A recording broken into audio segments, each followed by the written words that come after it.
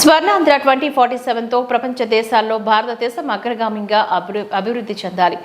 2024-2029 వరకు గ్రామ స్థాయి నుంచి రాష్ట్ర స్థాయి వరకు యాక్షన్ ప్లాన్ సిద్ధం చేస్తున్నాం. వడ్డీ రేట్లు పెరిగేలా ప్రణాళికలతో ముందుకు వెళ్తున్నాం. గత 5 సంవత్సరాలుగా అన్ని రంగాలు నిర్వీర్యం చేశారు. అన్ని వర్గాలు ప్రజలు ఇబ్బందులు పడ్డారు. అనకాపల్లి జిల్లా అన్ని విధాలుగా అభివృద్ధి చెందడానికి అవకాశాలు ఉన్నాయి. 73 కిలోమీటర్ల తీర ప్రాంతం ఉంది. పర్యాటక, వ్యవసాయం, పారిశ్రామిక రంగాలతో జిల్లా మరింత అభివృద్ధి చెందబోతుంది. పాఠశాలలో మౌలిక వసతులు కల్పిస్తున్నాం. చంద్రబాబు విజన్ 2020 అంటే అందరూ నవ్వుకున్నారు. హైదరాబాద్ని అభివృద్ధి చేసి చూపించారు. స్వర్ణాంధ్ర 2047లో ప్రజలు భాగస్వామ్యం కావాలి. ప్రతి ఒక్కరూ సూచనలు, సలహాలు ఇవ్వాలి. జగన్మోహన్ రెడ్డి 151 సీట్ల నుంచి 11 సీట్లకి పడిపోయారు. ఈ 100 రోజుల పాలనపై మేము చర్చకు సిద్ధం. సకాలంలో పింఛన్లు ఇస్తున్నాం. ల్యాండ్ టైటిలింగ్ యాక్ట్ని కూడా రద్దు చేశాం. అన్నా క్యాంటీన్లు ప్రారంభించాం. నూతన ఇసుక విధానాన్ని తీసుకువచ్చాం. త్వరలోని ఉచిత బస్సు, ఫ్రీ గ్యాస్ అందుబాటులోకి తీసుకువస్తాం. చంద్రబాబుకు సంపద సృష్టించడం తెలుసు. జగన్ చేసిన మోసాలు బయటికి వస్తున్నాయి. యాక్షన్ ప్లాన్ ప్రకారంగా రాబోయే 5 సంవత్సరాల అడ్మినిస్ట్రేషన్ కూడా చేస్తూ దానికి అనుగుణంగా అన్ని సెక్టార్ల నుంచి కూడా అభివృద్ధి పథంలో ముందుకు తీసుకెళ్లడమే కాకుండా జీడిపి రేట్ని కూడా మనం పెంచే కార్యక్రమాన్ని కూడా మనం అందరం కూడా చూసుకుంటున్నాం.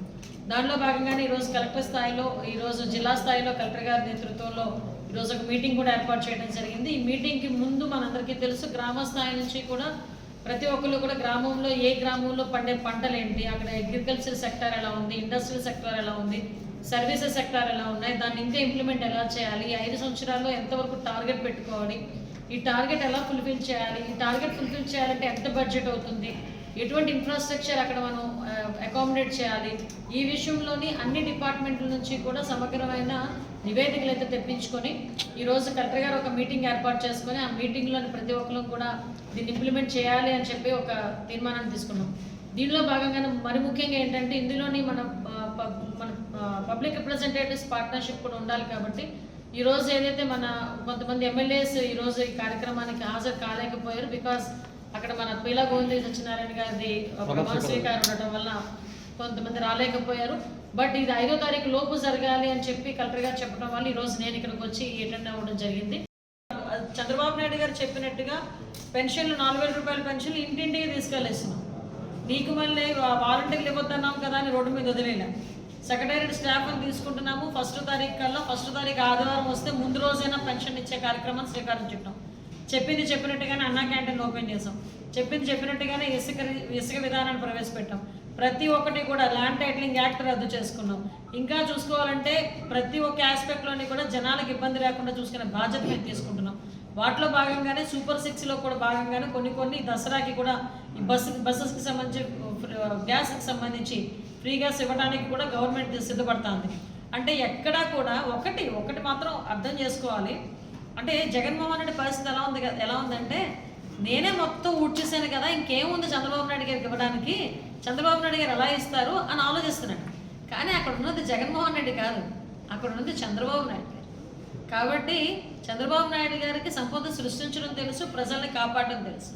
కాబట్టి ఇచ్చిన హామీలను నెరవేర్చే దిశగా చంద్రబాబు నాయుడు గారు డెఫినెట్గా ముందుకెళ్తారు. మీరు కంగారు పడిపోవాల్సిన అవసరం లేదు. ఈయన మాట్లాడితే సూపర్ సిక్స్ అంటాడండి. అదే విద్యా దీవెన ఎప్పుడు ఇచ్చాడు? అమ్మఒడి ఎప్పుడు ఇచ్చాడండి? గవర్నమెంట్లోకి వచ్చిన 7 నెలల తర్వాత 8 నెలల తర్వాత ఇచ్చాడు. నాకు తెలిసి సంవత్సరం అయిపోయినట్టు. ఈయన ఇప్పుడు కూర్చొని మాట్లాడతాడు. నేను ఎప్పుడో చూశాను, నేనుంటే అది వచ్చేది, నేనుంటే ఇది వచ్చేది అని. అసలు ఉండకూడదనే 11 ఇచ్చింది. మళ్ళీ నేనుంటే అని మాట్లాడుకోవడం ఎందుకు? అది కాదు కదా. ఇప్పుడు ఒక్కొక్కటి మోసాలన్నీ బయటకు వస్తున్నాయి. జగన్మోహన్ రెడ్డి చేసిన మోసాలన్నీ బయటకు వస్తున్నాయి. శిక్ష అయితే డెఫినెట్గా ఉంటుంది. సంకల్ప బలం, ఆంధ్రప్రదేశ్ ప్రజల ఆశీర్వాదంతో ఎన్డీఏ కూటమి వచ్చిన తర్వాత డెఫినెట్గా దాన్ని ఇంప్లిమెంట్ చేయాలి అని చెప్పి దాన్ని ఇంప్లిమెంట్ చేయడానికి క్యాబినెట్లో కూడా దాని గురించి మాట్లాడి దీని మీద ఒక యాక్షన్ ప్లాన్ రెడీ చేసుకొని ఒక 2047కి ఒక డాక్యుమెంట్ని కూడా రెడీ చేయడానికి మనం సిద్ధపడ్డాం.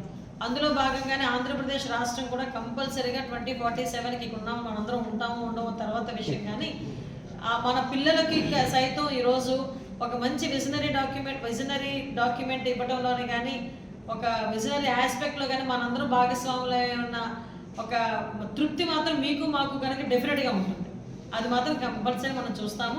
అట్ ద సేమ్ టైం మనందరికీ తెలుసు ఈరోజు ఏదైతే అన్ని సెక్టార్లు కూడా అభివృద్ధి జరగాలి, అందరూ కూడా సంతోషంగా ఆరోగ్యంగా ఉండాలి అని ఒకే ఒక ఉద్దేశంతో గౌరవ చంద్రబాబు నాయుడు గారు కూడా చేస్తున్న దీనికి మీరందరూ కూడా సూచనలు సలహాలు ఇవ్వాలి. ఎందుకంటే ఇది నిజంగా చెప్పాలంటే ఒక పెద్ద టాస్క్. మన భవిష్యత్తు గురించి, మన పిల్లల భవిష్యత్తు గురించి మనం తీసుకున్న ఒక టాస్క్. దీంట్లో ప్రతి ఒక్కరిని భాగస్వాములు చేయాలి అనే ఉద్దేశంతోనే ప్రజలందరికీ కూడా ఉపయోగపడేట్టుగా ఒక క్యూఆర్ కోడ్ను కూడా ఇవ్వడం జరిగింది. ఈ క్యూఆర్ కోడ్ కనుక ఓపెన్ చేస్తే ఎవరైనా ఈ విజన్ 2047కి కానీ, ఈ విజన్ 2429కి కానీ ఏదైనా మన సూచనలు సలహాలు ఇవ్వాలనుకుంటే ప్రజల్ని కూడా భాగస్వాములను చేసి ఈ విజన్ డాక్యుమెంట్ రెడీ చేయడానికి గౌరవ చంద్రబాబు నాయుడు గారు ఉన్నారు. కాబట్టి మీరందరూ కూడా దయచేసి సూచనలు సలహాలు ఇవ్వాల్సిందిగా మనస్ఫూర్తిగా కోరుకుంటూ ఈ స్వర్ణాంధ్ర 2047లో మనందరం కూడా భాగస్వాములు అవుదామని మిమ్మల్ని అందరినీ కూడా మనస్ఫూర్తిగా కోరుకుంటూ సెలవు తీసుకుంటాం. ఈరోజు వచ్చిన అవుట్పుట్ ఏదైతే ఉందో దాని మినిట్స్ అన్నీ కూడా ఏ మండలం వైజ్గా ఒక యాక్షన్ ప్లాన్ అనేది రెడీ చేశారు. 34 మండలాలకి అన్ని మండలాలకి కూడా యాక్షన్ ప్లాన్ రెడీ చేశారు. ఈ యాక్షన్ ప్లాన్ ఆ కాన్స్టిట్యున్సీ ఎమ్మెల్యేస్కి, అక్కడ ఉన్న పబ్లిక్ రిప్రజెంటేటివ్స్కి ఇస్తే అక్కడ వాళ్ళు ఇంకా దానికి ఏదైనా యాడ్ చేయటమా, లేకపోతే ఇంకా ఇంప్లిమెంటేషన్స్ ఏదైనా చేయాలి అనుకుంటే కనుక మళ్ళీ ఇంకొక మీటింగ్ ఏర్పాటు చేసుకొని ఫర్దర్గా లాస్ట్ అండ్ ఫైనల్ రిపోర్ట్ని గవర్నమెంట్కి సబ్మిట్ చేయడానికి కూడా మేము ఈరోజు రిక్వెస్ట్ చేసుకోవడం జరిగింది. దానికి కలెక్టర్ గారు కూడా యాక్సెప్ట్ చేయడం జరిగింది. దానికి ప్రత్యేకంగా ధన్యవాదాలు. ఎందుకంటే ఈరోజు ప్రతి సెక్టార్లోని కూడా మనం ఆలోచించుకుంటే ఇంతవరకు లాస్ట్ 5 సంవత్సరాల కాలంలోని కూడా ప్రతి సెక్టార్ కూడా నిజంగా చెప్పాలంటే నిర్వీర్యం అయిపోయింది. అగ్రికల్చర్ సెక్టార్ దగ్గర నుంచి ఇందాక నేను మీటింగ్లో కూర్చుంటే ఈ ఫిషరీస్ డిపార్ట్మెంట్కి సంబంధించి, ప్రాన్ కల్చర్ సంబంధించి వాళ్ళైతే బయటకు వచ్చి ఆక్వాకల్చర్ అయితే గగ్గోలు పెడుతున్నారు. అంటే చాలా ప్రాబ్లమ్స్ ఫేస్ చేసాం. మళ్ళీ మేము ఆ ప్రాబ్లమ్స్ ఫేస్ చేయకుండా ఉండాలి, మీరు మాకు సపోర్ట్ చేయండి, డెఫినెట్గా మేము కూడా సపోర్ట్ చేస్తామని చెప్పి వాళ్ళందరూ కూడా వచ్చి మాకు అందరికీ చెప్పే పరిస్థితి కూడా కనిపిస్తాం. అంటే హార్టికల్చర్ కానీ, అగ్రికల్చర్ కానీ ముఖ్యంగా మన అనకాపల్లి జిల్లాకు ఉన్న బ్యూటీనెస్ ఏంటంటే ఒక దగ్గర 73 కిలోమీటర్ల మేర కోస్టల్ లైన్, అదేవిధంగా హిల్ ఏరియా ఉంది, అగ్రికల్చర్ ఏరియా ఉంది, సర్వీస్ సెక్టార్ ఉంది, టూరిజం డెవలప్మెంట్కి ఉంది. ఓ పక్కన మనం ఎటు చూసినా ఇక్కడ దేవిపురం మా టెంపుల్ టూరిజం దగ్గర నుంచి, భోజనకొండ దగ్గర నుంచి ఇక్కడ నూకాలమ్మ టెంపుల్, అక్కడ ఉపమాక టెంపుల్, అక్కడ తర్వాత రేవుపోలవరం బీచ్, ఇక్కడ ముత్యాలమ్మపాలెం బీచ్, ఇలాంటి సెక్టార్స్ అన్ని మనం చూసుకుంటే కనుక అన్ని సెక్టార్స్ కూడా ఇక్కడ డెవలప్ అవ్వడానికి చాలా స్కోప్ ఉన్న జిల్లా ఇది.